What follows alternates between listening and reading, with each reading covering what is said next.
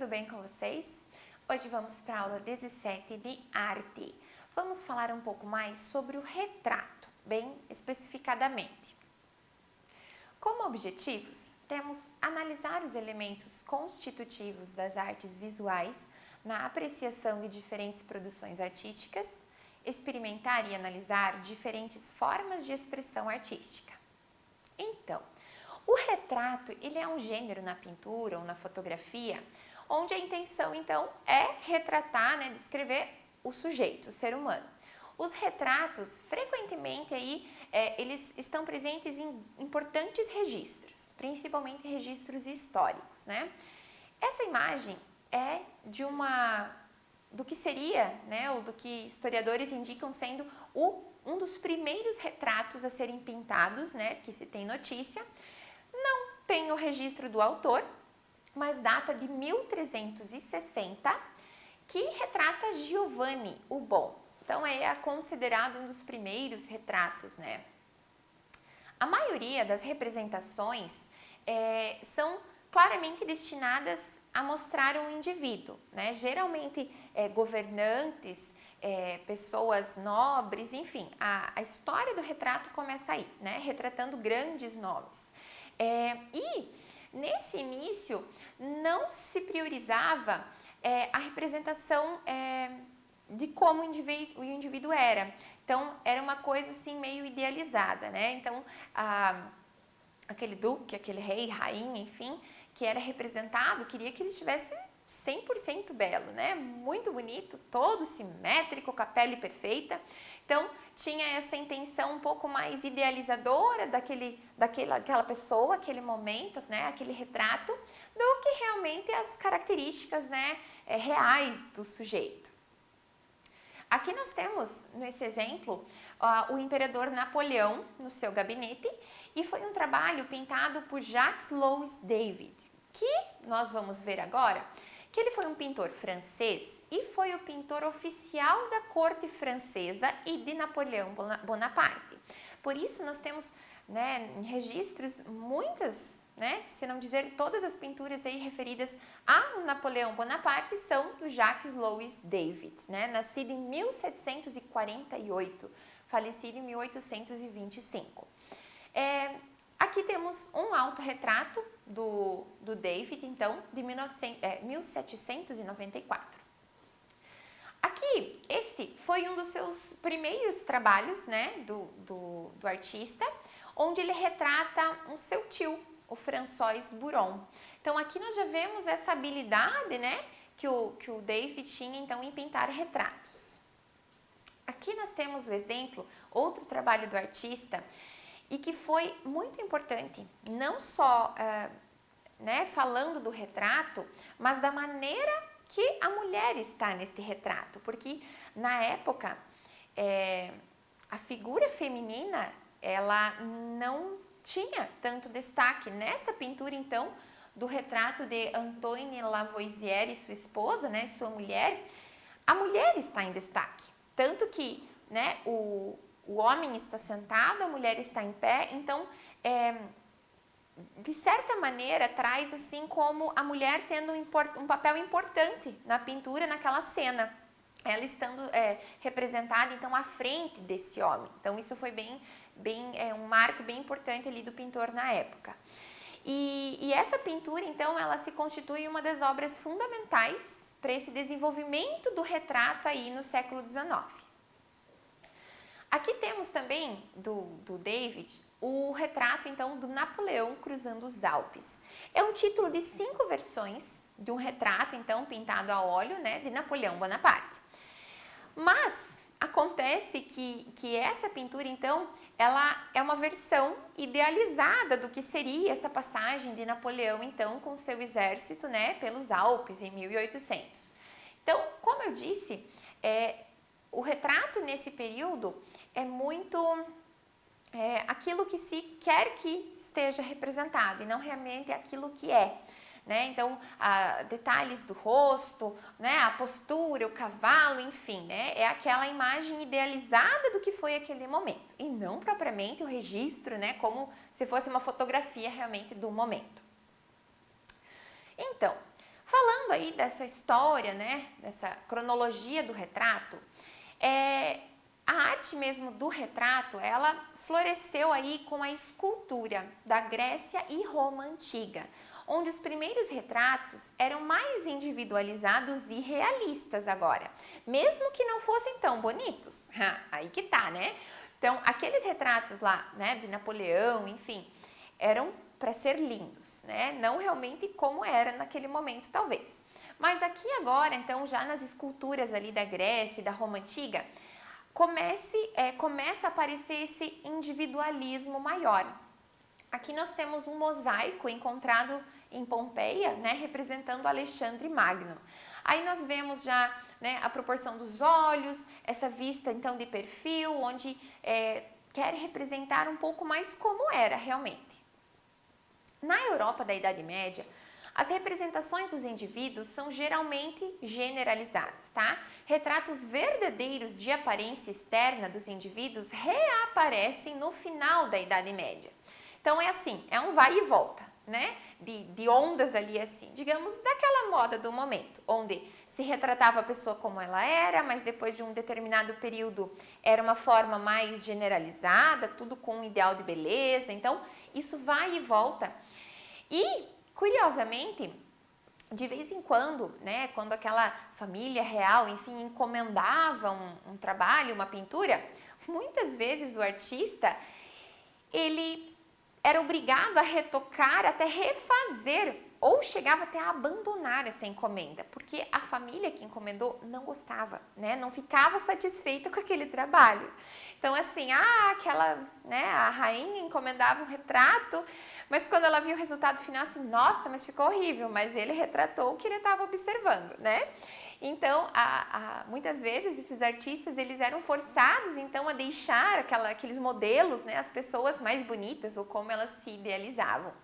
Esse é um exemplo, né? Essa pintura, então, da Madame Recamier, que foi feito pelo Jacques Louis David também. É uma pintura, um retrato muito popular em exposições e no mundo da arte, mas ele foi recusado pela Madame Recamier, né? Pela dona do retrato realmente, da figura, né? Para quem posou para esse retrato. Então, para ver, pode fazer muito sucesso no mundo da arte, mas às vezes a pessoa que está retratada se odiou naquele retrato. Então, isso também acontecia com frequência. Uma das inovações da arte no Renascimento foi a melhora da representação das expressões faciais, então, para acompanhar essas diferentes emoções e sensações. E o Rembrandt, que depois nós vamos ver, ele foi aí um importante pintor nessa parte, né, de demonstrar diferentes expressões. Aqui nós temos um autorretrato dele de 1659. Então, o holandês Rembrandt, ele explorou as diferentes expressões aí faciais através dos mais de 60 autorretratos que ele fez. Então, um autorretrato é quando o artista pinta ele mesmo, né? Aqui nós temos um autorretrato com 23 anos, né, que o Rembrandt tinha.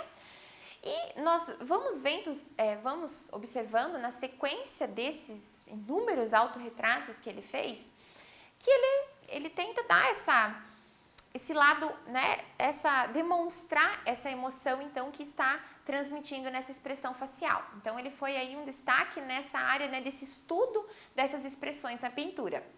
Porque até então, geralmente era aquela mesma sensação, aquela seriedade, né? Então, ele buscou aí uma maneira, né, nesses vários autorretratos, de mostrar essas emoções humanas. Os realistas, eles abriram espaço, então, aos impressionistas, né? Na década de 1870. Onde, então, esses impressionistas vão mexer com as cores, com as pinceladas, não vão deixar aquilo tudo lindo e vão deixar uma coisa um pouco parecendo inacabada. Então, vai mexer aí com toda a arte e também com os retratos. Monet e Renoir usaram como modelos aí familiares, amigos, para fazer esses retratos e sempre caracterizados por uma superfície luminosa, né, e a riqueza das cores. Então, os impressionistas tinham aquela de pintar à luz do sol, a observar as cores dos elementos, e isso também refletiu nos retratos. Aqui nós temos um autorretrato, então, com boina, do Claude Monet, onde nós já vemos essa ousadia maior nas cores, né, retratando realmente a iluminação daquele ambiente no momento da pintura. Vamos aí para uma breve listinha dos retratos mais famosos do mundo da arte, né? Em primeiro lugar, digamos assim, né, não poderíamos deixar de citar a Mona Lisa, né, do Leonardo da Vinci. Olha só, ela é pequena, é uma pintura pequena, ela tem só 77 por 53 centímetros, não é uma tela imensa, tá? A Mona Lisa, ela fascina, né, os espectadores, então, com esse sorrisinho enigmático. Atualmente, o quadro se encontra, então, no Museu do Louvre, em Paris, o maior museu do mundo, né, de arte. E o Leonardo da Vinci, ele consegue transmitir, assim, esse ar misterioso no olhar dessa moça, que até então é desconhecida, né? E faz sucesso aí imensamente, eu diria que acho que é o retrato mais famoso do mundo da arte. Ela também é conhecida como La Gioconda e chama muita atenção a naturalidade de como essa mulher é representada.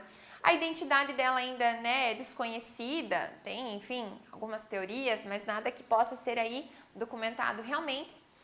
E é um dos retratos aí mais celebrados na pintura ocidental.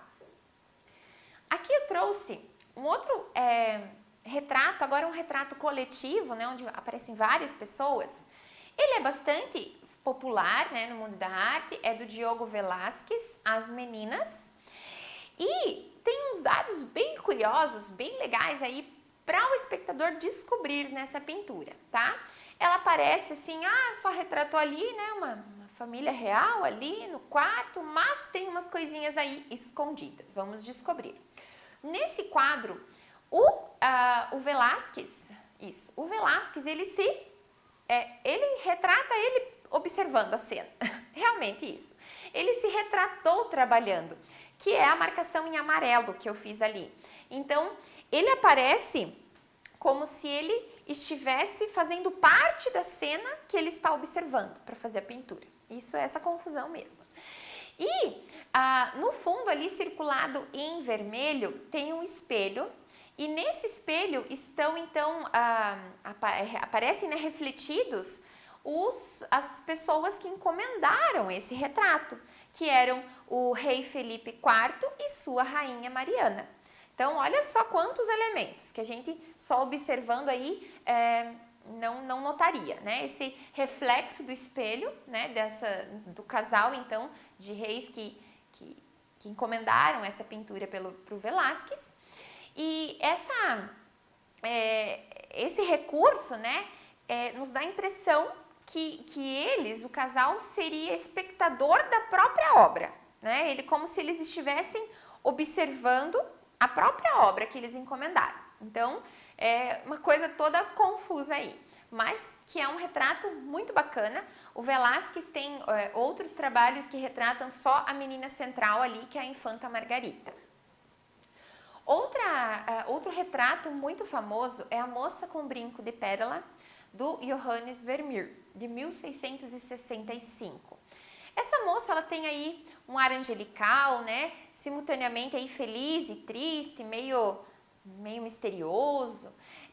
E não é por acaso que o quadro é comparado, então, com a obra-prima da Mona Lisa, do Leonardo da Vinci. Então, a Moça com Brinco de Pérola, ela acaba sendo comparada à Mona Lisa pela expressão da mulher, por todo esse ar misterioso, enfim, né? Por essas sensações que elas trazem, então.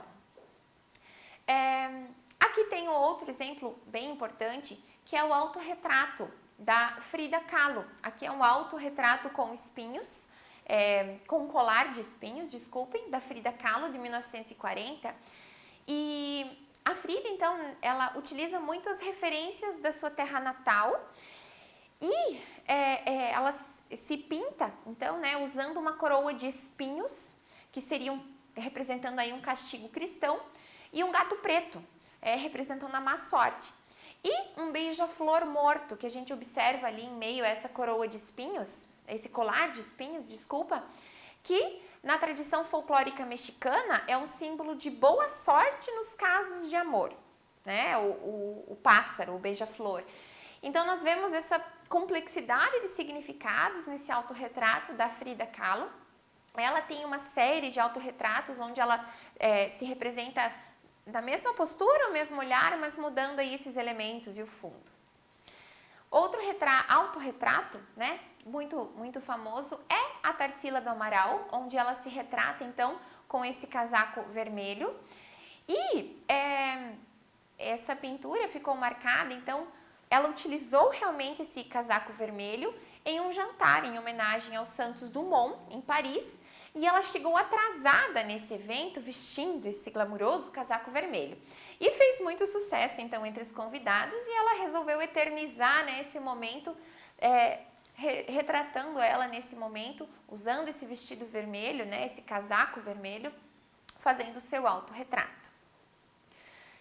Falando ainda de retrato, um pouco mais diferente, né? Os retratos cubistas do Pablo Picasso. Então, também são retratos, mas dentro de um outro movimento artístico, que é o cubismo, que vem trazer essa deformação, essa geometria aí também nos retratos. Então, agora eu quero mostrar para vocês o desenho das proporções de um retrato, tá? Para desenhar esse desenho do rosto. Essa imagem é bem ilustrativa. A gente parte de um círculo realmente para formar esse desenho do rosto, tá? Do retrato.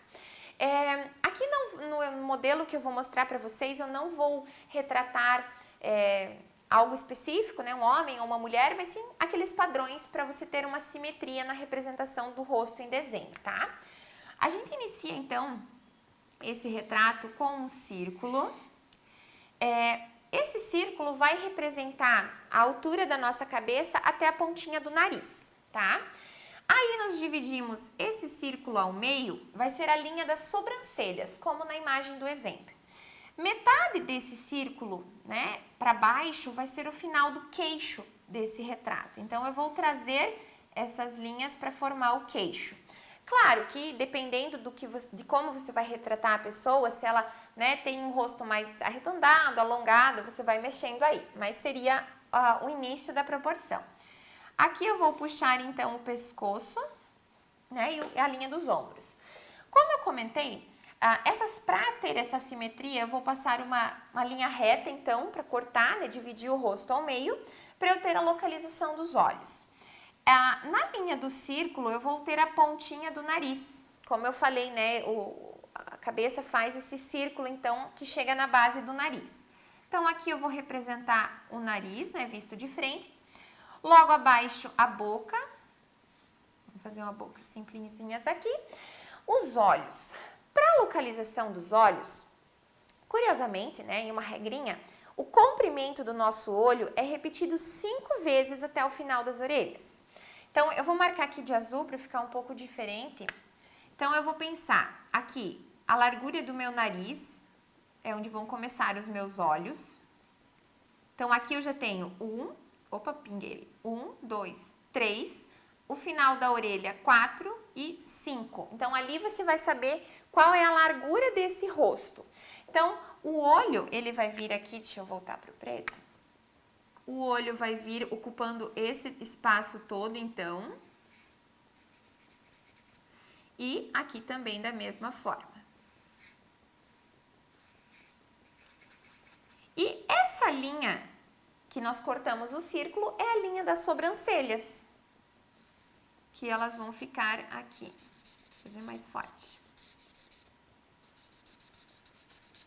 Aí você vai se perguntar, nossa, mas essa pessoa só tem testa. Mas espera aí.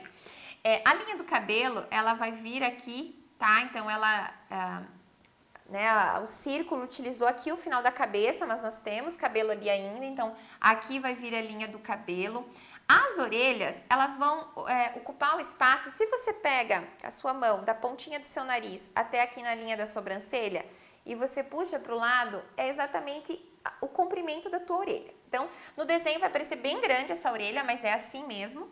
Então, eu tenho aqui a sobrancelha até a base do nariz, aqui mais ou menos. Dependendo do cabelo, né, vai cobrir ali e tudo mais. Então, aqui o cabelo vai vir na metade da testa e um pouquinho acima desse círculo, tá? Vamos fazer uma menina aqui. Então, esse cabelo, ele vai esconder aqui toda essa linha, né? Então, a orelha vai aparecer, às vezes, só um pedacinho do que você vai observar. E vai terminar pra cá. Então, olha só. Aqui ficou cheio de linhas por causa do uso dos canetões, mas para você praticar esse desenho de rosto, utiliza um lápis, não aperta demais na folha, para você conseguir, então, apagar essas linhas, né, que a gente utilizou de referência. Mas fica aí, então, uma dica para você praticar uns retratos também. Um abraço e até a próxima!